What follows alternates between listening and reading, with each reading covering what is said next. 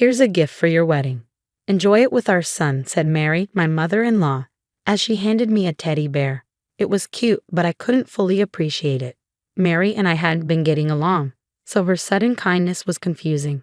I met Tom at our gym when he kindly helped me with a tricky machine. We hit it off and soon started dating. A year later, on my birthday, he proposed.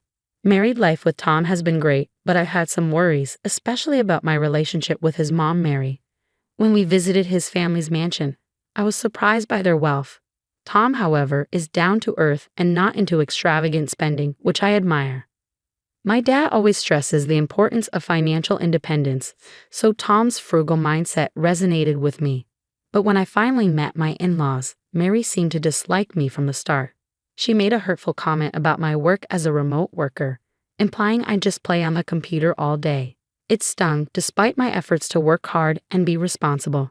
Childhood friend love stories sound nice, but maybe they're not so common in reality. Since Mary's mood didn't improve, we decided it was best to leave. On our way home, Tom kept apologizing to me. I'm really sorry about my mom. She's been upset about Emily and took it out on you.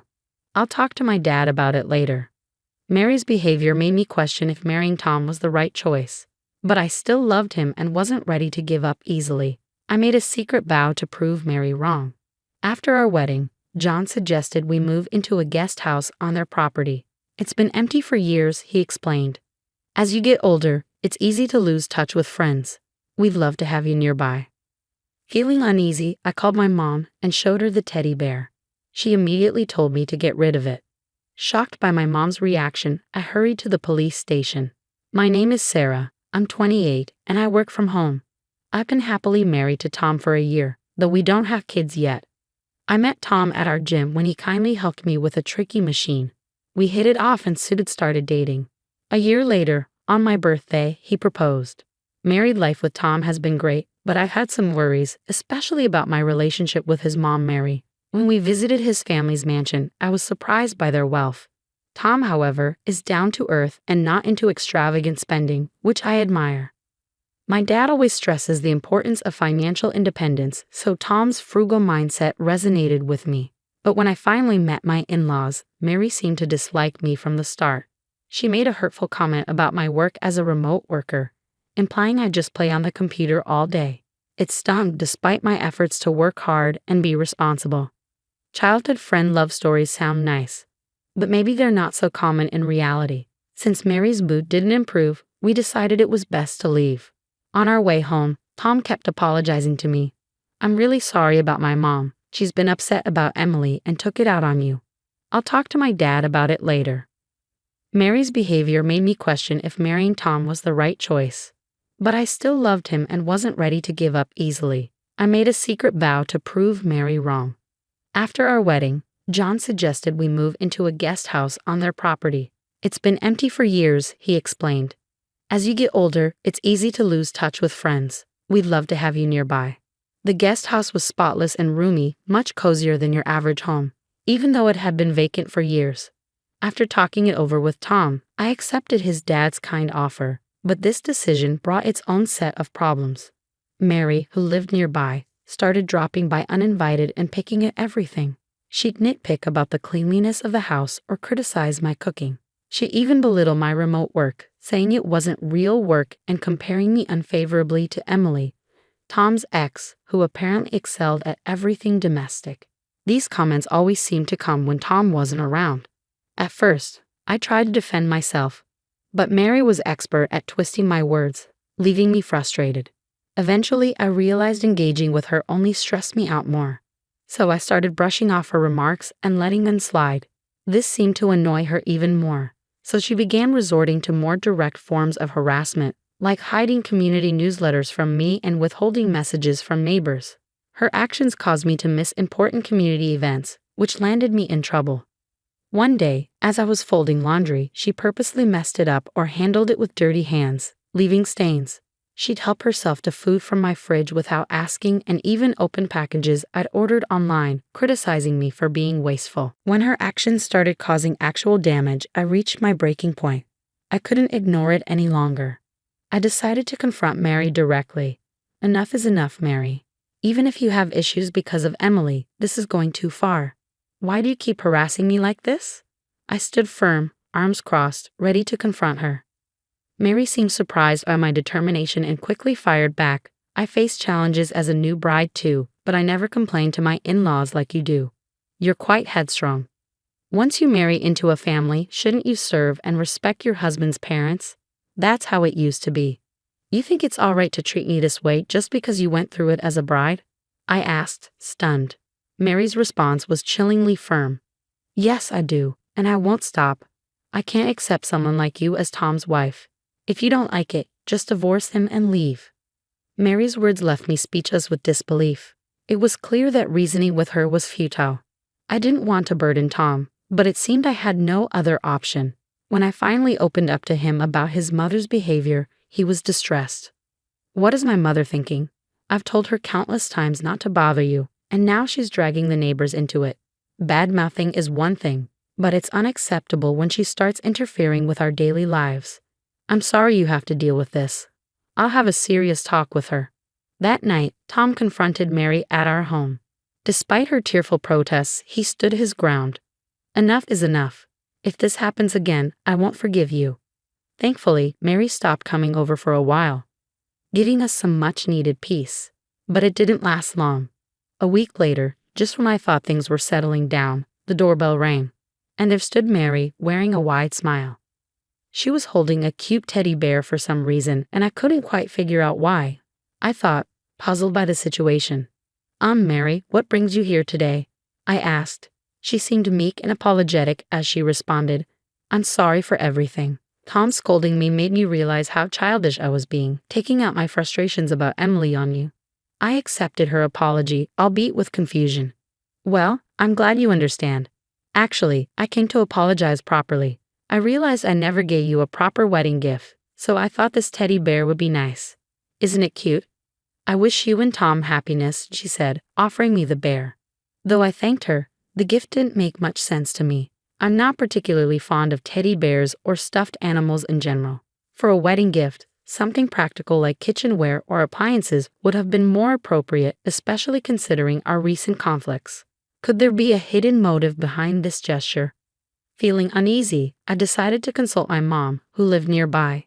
I've confided in her about Mary's harassment before. When I showed her the teddy bear, her usually calm face lit up suddenly. Sarah, your dad brought some sweets as a souvenir. Let's put the teddy bear in the living room and have some coffee first. Help me get things ready, my mom said, her behavior seeming strange. Despite my unease, I went to the kitchen. As soon as I entered, my mom grabbed my shoulder with a serious expression. You need to get rid of that thing quickly. Otherwise, something terrible will happen. What? Why the sudden urgency? Is there something wrong with the teddy bear? I asked, confused. Calm down and listen. That stuffed animal is... After hearing her explanation, I was speechless at Mary's outrageous behavior. But at the same time, I ran out of patience. I understand now. Then I need to return the gesture, I said, placing the teddy bear in the living room and waiting for Tom to come home. When he saw it, he asked, Isn't it cute? Did you buy this? Welcome home. No, this is a wedding gift from your mother, I replied. From Mom? Why would she give a teddy bear? Tom asked, puzzled. I pulled him aside to explain the situation and asked for his help with my plan. He nodded in agreement. A few hours later, Tom and I found ourselves in a heated argument. You preferred Emily because she was nicer, just like your mom said. That's why you wanted to marry her, I accused him. I never said that. You're reading too much into it. Tom retorted, the argument escalating into harsh words. That's it. Marrying someone like you was a mistake. Let's get divorced right now, he declared. And just as he said that, Mary burst into our house. She stood at the doorway with a broad smile plastered on her face. Tom, you finally see the truth. She's the worst wife, strong-willed, not cute at all, and so presumptuous. I always knew she wasn't right for you. Divorce her immediately and kick her out of this house. Mary's delight quickly turned to confusion. Tom and I, who moments ago were supposedly locked in a fierce argument, now shared a cold gaze as we stared back at her. I addressed her slowly. You noticed we were fighting, didn't you? Mary stumbled in her response, attempting to cover up her timing to enter our home. It was just a hunch. I just felt it.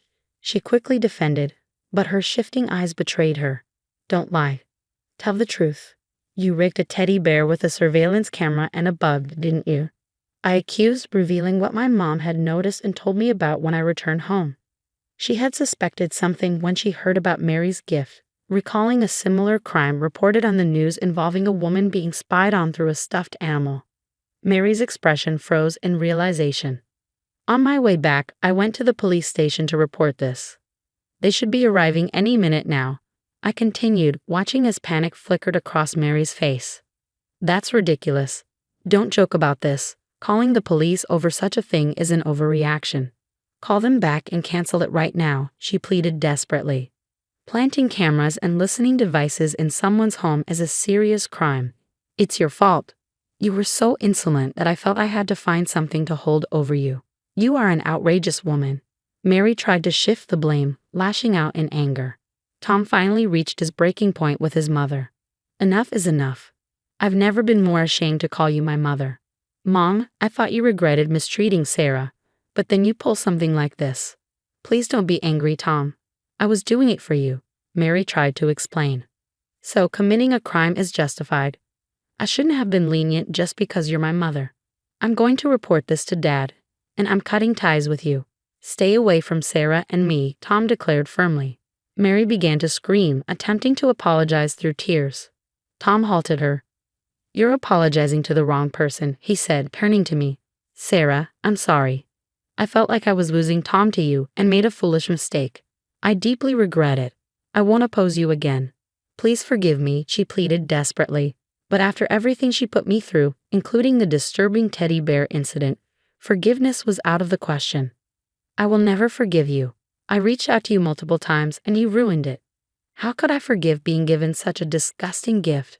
Sorry might work for children, but as adults we must face the consequences of our actions, I told her firmly. Despite her continued pleas, neither Tom nor I felt any sympathy. Later the police arrived, giving her a stern warning. Weeks later, John divorced her and kicked her out of the house. Apparently, he had long been frustrated with her reckless spending. Combined with her mistreatment of me and the teddy bear incident, he had had enough. Now she lives in a run-down apartment, struggling with multiple part-time jobs, a consequence of her actions. I hope she uses this opportunity to reconsider her choices and change for the better. As for me, I'm grateful to live in peace, surrounded by the kindness of Tom and John. In just a few months, we'll be welcoming our long-awaited baby into the world. We're filled with anticipation for the day our little one arrives.